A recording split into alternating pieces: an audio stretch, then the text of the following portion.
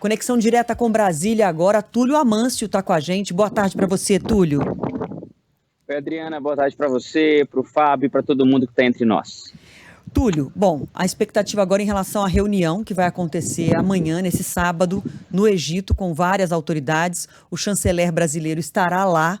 O que pode se esperar desse encontro, Túlio, depois que a ONU, o Conselho de Segurança, não conseguiu que uma resolução sobre essa guerra fosse acatada, fosse aceita, ela foi vetada pelos Estados Unidos. Houve uma pressão grande de países nas últimas horas para que o assunto continue sendo discutido e agora a próxima rodada se dá nesse encontro de chanceleres no Egito. O que a gente pode esperar, Túlio?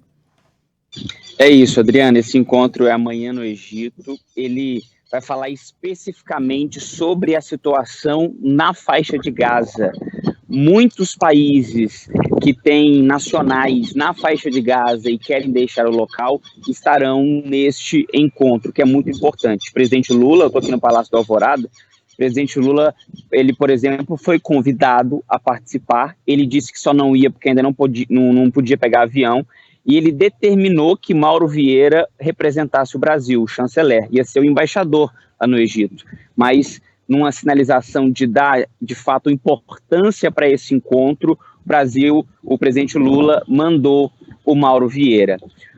Qual que é a principal intenção dessa cúpula? Garantir ao Egito que haverá segurança e não haverá uma crise migratória em seu território. Isso, conversando com diplomatas, hoje mais cedo, eles me disseram que tanto o Brasil quanto outras nações, elas vão tentar convencer o Egito de que, de fato, é possível tirar essas pessoas sem que ocorra um êxodo, sem que ocorra uma saída descontrolada e desenfreada para o território egípcio, porque é isso que o Egito teme. O Egito teme uma crise migratória, teme que a região do Sinai seja ocupada, teme que também a causa palestina acabe abandonada, porque se o território for esvaziado, no entendimento do Egito, Israel pode acabar, de fato, anexando esse território. Isso o Egito já vendo mais para frente. E o Egito é um aliado da causa palestina histórica. Então isso deve ser trabalhado durante essa cúpula. Nas cúpulas, os diplomatas costumam dizer que as reuniões bilaterais, elas são mais importantes do que as que acontecem ali onde todo mundo participa. E eu obtive a informação de que a primeira bilateral do Brasil vai ser com a Noruega. Aí tem gente que pensa, poxa, Noruega, o que tem a ver Noruega com essa crise? É que a Noruega conhece muito bem essa crise que envolve Israel e Palestina, e não é de hoje. O Tratado de Paz assinado em Oslo em 1993 entre Israel e Palestina, sob intermediação de Bill Clinton, presidente dos Estados Unidos à época, aconteceu em Oslo, na Noruega. Então, Noruega age como agente de intermediação desse conflito, não é de hoje.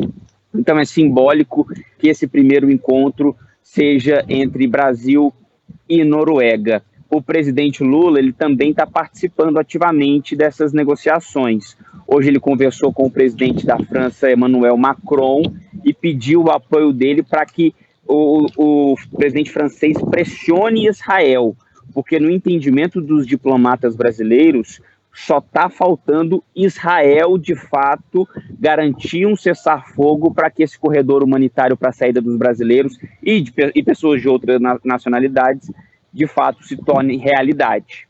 E também, claro, vão discutir sobre esse corredor humanitário aí para a entrada de alimento, não só de saída, mas para a entrada de alimento, de água, de gasolina, porque as pessoas usam muito gerador lá, hospitais precisam também desse combustível.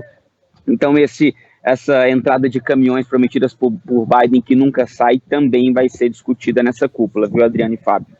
E ainda que a resolução proposta pelo Brasil não tenha vingado no Conselho de Segurança da ONU, pelo veto dos Estados Unidos, mas foram 12 votos favoráveis de um total de 15. Entre eles o da França. Você acabou de citar o Emmanuel Macron, presidente com quem o presidente Lula conversou hoje. E o Brasil faz, de fato, essa ponte com esses países que tiveram o mesmo entendimento que o nosso país, justamente para manter essa pressão para que essa abertura da passagem de Rafah não fique sendo adiada sempre para o dia seguinte, né? Porque então, mais de uma semana, 2 semanas de guerra, há uma semana, pelo menos, a gente está dizendo, é possível que amanhã, é possível que amanhã.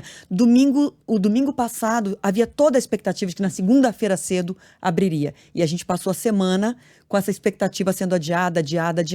Então, o Brasil, de alguma forma, tenta fazer, mesmo com o presidente Lula não plenamente na ativa, porque ele está dentro do Palácio da Alvorada desde que foi operado, se recuperando da cirurgia, mas fazendo ponte com vários países, conversando com vários países para tentar aumentar, engrossar essa pressão em relação ao corredor humanitário, né, Túlio?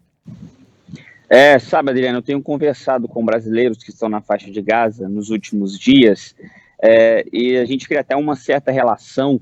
Eles geralmente mandam mensagens sempre nos mesmos horários, e quando essas mensagens não chegam nesses horários, eu confesso que eu fico até preocupado, o medo mesmo de ter acontecido alguma coisa com eles. Mas o que eu consigo captar dessa conversa que eu tenho com eles é que eles não têm esperança de que vão sair amanhã, eles não têm esperança de que vão sair depois de amanhã, eles estão cansados de fato desse blá blá blá, dessa conversa, porque eles têm o entendimento de que Israel não vai liberar, não vai dar essa colher de chá para o Hamas deixar de bombardear por algum momento para que de fato essas pessoas saiam. Isso eu acho que é o mais triste de tudo, porque nós estamos vendo no decorrer do dia, no decorrer da semana, na verdade, né, no passar dos dias, essas pessoas ficando cada vez mais desanimadas e desacreditadas num fim melhor para eles. Hoje, por exemplo, o Hassan Rabi relatou que ele perdeu um primo.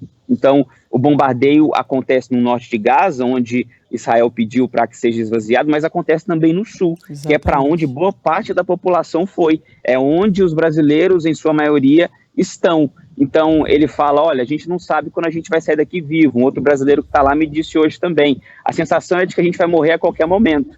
Então, a gente tenta captar o sentimento deles, mas eu percebo que é algo... não é possível sentir o que eles estão sentindo lá. Não é possível entender o que eles estão sentindo lá, porque, de fato, é uma situação onde eles não estão vendo uma luz no fim do túnel. Vamos torcer para que essas negociações entre esses países envolvidos acabem, de fato, saindo só das negociações e indo para uma ação ativa. Só para finalizar minha participação, gente, os 5 países membros fixos, né, do Conselho de Segurança da ONU, os membros permanentes, eles serão representados amanhã também nesta cúpula. Segundo diplomatas brasileiros, isso sinaliza de que eles podem ainda discutir como o conflito está tendo uma escalada, principalmente ali no Líbano e na Cisjordânia, eles podem discutir uma nova resolução também a partir de amanhã. Lembrando que na terça-feira haverá uma nova reunião de emergência sobre essa crise, essa guerra no Oriente Médio, então pode ser que venha uma nova proposta de resolução. O Brasil, que é o presidente do Conselho, está empenhado nisso, pelo menos. Túlio, qualquer novidade aciona a gente aqui, e o presidente Lula hoje nas redes sociais postou: semana que vem estarei no Palácio do Planalto a todo vapor. Então tudo indica que na semana que vem o presidente Lula volta à rotina de trabalho normalmente. Obrigada, viu, Túlio? Valeu, gente, um abraço a todos.